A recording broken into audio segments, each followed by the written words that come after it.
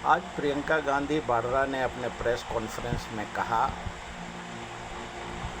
कि महिला विधेयक के आड़ में जो परिशमन करके षड्यंत्र करके आरएसएस और भारतीय जनता पार्टी देश पे राज करना चाहती थी, वो उनका जो सपना था वो चूर हो गया। उन्होंने 2011 से झूठा आंदोलन चलाया, 2014 तक अलग अलग षड्यंत्र करके कांग्रेस से सत्ता लिया। 1928 से महिला के सशक्तिकरण, महिला के उत्थान के लिए, महिला को वोटिंग का अधिकार देने के लिए मोतीलाल नेहरू, जवाहरलाल नेहरू, इंदिरा गांधी, राजीव गांधी और सोनिया गांधी और मौजूदा प्रियंका गांधी, राहुल गांधी, और 2023 में जब महिला विधेयक लोकसभा में, राज्यसभा में पास हो गए हैं, उसमें सबसे पहला जाति जनगणना है और परिसमन 543 सीट में ही 33% महिला को आरक्षण देने की बात राजीव गांधी के प्रधानमंत्री काल से ही चला है। लेकिन रंग बदल के, भेष बदल करके प्रियंका गांधी का जो कहना है कि आरएसएस और बीजेपी बोलना अलग है, करना अलग है, और उसके साथ में जो कल अचानक एक तरफ 5 राज्य में इलेक्शन हो रहे हैं, दूसरे तरफ परिसमन और महिला विधेयक पे चर्चा करना है, जब जाति जनगणना 2027 में होना है तो, और 2023 के महिला विधेयक में साफ है कि 33%, 543 सीट में ही 543 सीट में ही 33% महिला को आरक्षण मिलना है। 840 या 50 सीट परिसमन के बाद नहीं। और कल पूरे देश ने देखा, एक तरफ उन्नाव का दुर्घटना जो बेटी के ऊपर, हाथरस के ऊपर, मणिपुर के ऊपर, और जो खिलाड़ी के ऊपर बृजभूषण सिंह, और किस प्रकार से महिला का इनके साथ में इनका भावना है। प्रियंका गांधी ने नाम लेकर के लोकसभा में और प्रेस कॉन्फ्रेंस में भी आज उन्होंने जिक्र किया कि महिला विधेयक पे इनका मानसा नहीं था। इनका मानसा था कि हमको परिसमन और देश के जनता को गुमराह करके, जब एक बार महिला विधेयक 2023 में पास हुआ है, अभी महिला के ऊपर चर्चा का सवाल ही क्या था। और जो विधेयक पास हुआ है उसको इम्प्लीमेंट करना चाहिए। 33% महिला को आरक्षण 543 में देने की ज़रूरत है। और अभी जब तक जाति जनगणना, और तब जा कर के 2027 के बाद, परिसमन के बाद फिर उसका परिसमन हो और फिर महिला का, फिर उस 850 सीट में 33% महिला को देने की बात है। लेकिन जो 2023 में हुआ है वो पुराने बिल को कांग्रेस ने स्वीकार किया है, सभी पार्टी ने उसको लोकसभा में, राज्यसभा में मंजूर किया है। तो ये अभी जो बिल लाए गए असंवैधानिक थे और इसके ऊपर सिर्फ अभी कोई अर्जेंसी भी नहीं था। एक तरफ विधानसभा का इलेक्शन है। कांग्रेस के अध्यक्ष मल्लिकार्जुन खड़गे ने पहले ही कहा था कि इलेक्शन के बाद आप ये विधेयक लाइए। अभी प्रचार प्रसार चल रहा है और इस बीच में लोकसभा में ये बिल लाना परिसमन और महिला सशक्तिकरण का, तो इसके ऊपर सवाल ही नहीं है। और जब महिला विधेयक पहले पास हो गया है और एक तरफ हाथरस का कांड, उन्नाव का कांड, मणिपुर में महिला को जिस प्रकार से आरएसएस और बीजेपी के कार्यकाल में घुमाया गया है, पूरा विश्व ने उसके ऊपर खेद जाहिर किया है।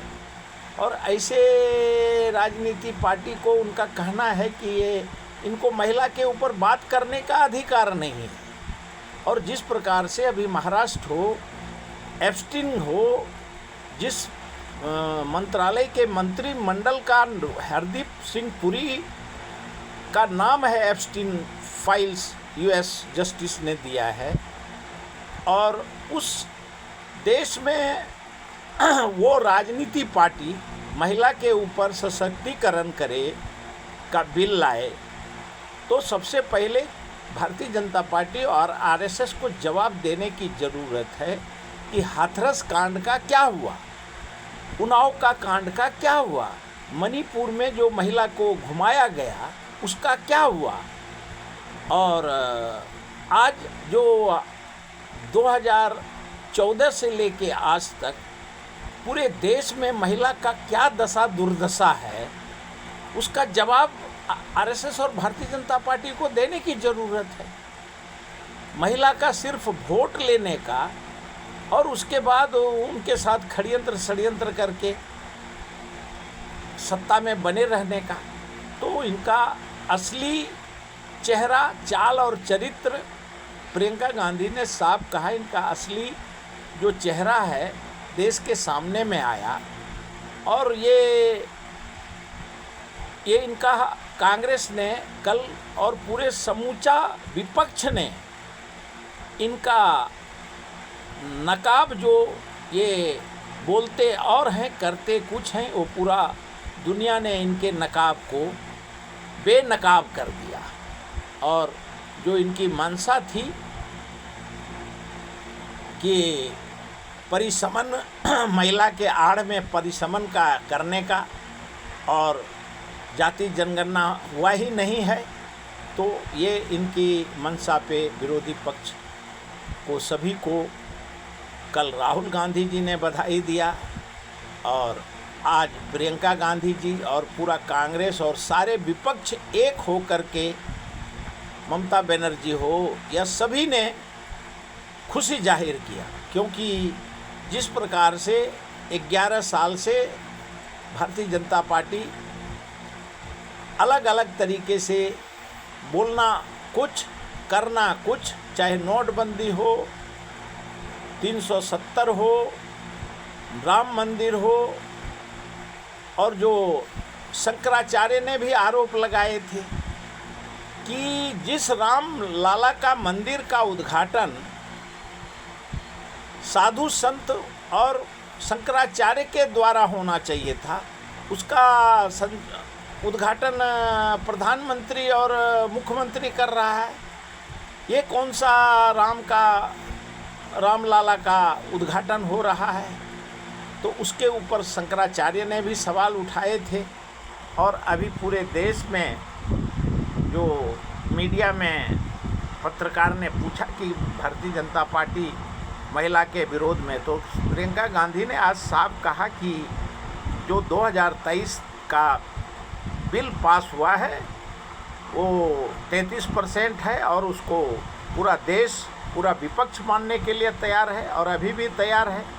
इसके लिए वो उनको जितना भी देश के जनता को सभी सामने में आ चुके हैं कि इनका चाल चरित्र चेहरा भारतीय जनता पार्टी और आरएसएस का, इसके लिए 326 के जगह पे 298 वोट और 230, तो कल भारतीय जनता पार्टी के लिए जो वैश्विक स्तर पे उसका हार का सामना मुंह देखना पड़ा। ये पहला समय है, नहीं तो ईडी, सीबीआई और हर प्रकार से नीति, कूटनीति और राजनीति करके जो फूट डालो, राज करो, सारे बिल, चाहे वो नोटबंदी हो, इलेक्ट्रल बॉन्ड हो, सारे बेनकाब हो गए।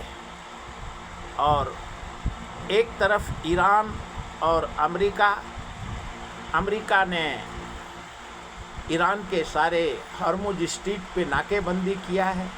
वहाँ के मेंबर ऑफ पार्लियामेंट के अध्यक्ष ने कहा कि अगर अमेरिका नाकाबंदी नहीं हटाएगा तो फिर हॉर्मुज रूट बंद कर दिया जाएगा।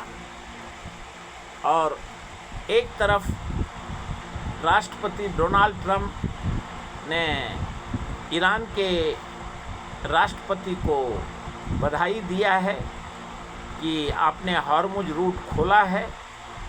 और दूसरे तरफ क्योंकि अमेरिका ने 28 फरवरी से ही जो वार शुरू किए थे ईरान पे, जान माल सभी के नुकसान हुए वैश्विक स्तर पे। और अभी डोनाल्ड ट्रंप जी एक दूसरे को बधाई दे रहे हैं। ये विश्व के लिए आश्चर्यचकित का बात है। रिजीम चेंज करना और सत्ता पलटना और न्यूक्लियर और ईरान को नक्शे से मिटाना, लेकिन पूरा देश, पूरा विश्व इस कदम का स्वागत कर रहा है कि डोनाल्ड ट्रंप जी ने 28 फरवरी और आज के दिन में कितना फ़र्क है कि वो ईरान के राष्ट्रपति को बधाई दे रहे हैं। और इजराइल के प्रधानमंत्री बेंजामिन नेतन्याहू को कहा है कि तुम्हारा बहुत नाटक हो गया, अब बंद करो, नहीं तो तुम्हारे ऊपर एक तरीके से डोनाल्ड ट्रंप जी ने बेंजामिन नेतन्याहू के ऊपर सेंसर लगा दिया, क्योंकि वो वार टेररिस्ट, वो अपने फ़ायदे के लिए बेंजामिन नेतन्याहू कुछ भी कर सकता है। उसके वजह से जो अमेरिका है, भारत है, ऑस्ट्रेलिया है, यूरोपियन कंट्री है, फ्रांस है, जो आज पूरे वैश्विक संकट हुए हैं, अमेरिका का जनता, भारत का जनता, हर देश का जनता बेंजामिन नेतन्याहू को ही दोषी मान रहा है। और अब तो अमेरिका के राष्ट्रपति ने भी कह दिया, इनफ, बहुत हो गया तुम्हारा ड्रामा। तो अभी सेंसर अमेरिका ने बेंजामिन नेतन्याहू पे लगाया है और ईरान को बधाई दिया है कि आपने हॉर्मुज रूट शुरू किया है और शांति हो, दोनों देश में समझौता हो और आगे समझौता का कार्यक्रम हो जाएगा डिक्लेयर देश के सामने में, विश्व के सामने में। विश्व शांति होने का आशा देख रहा है। आज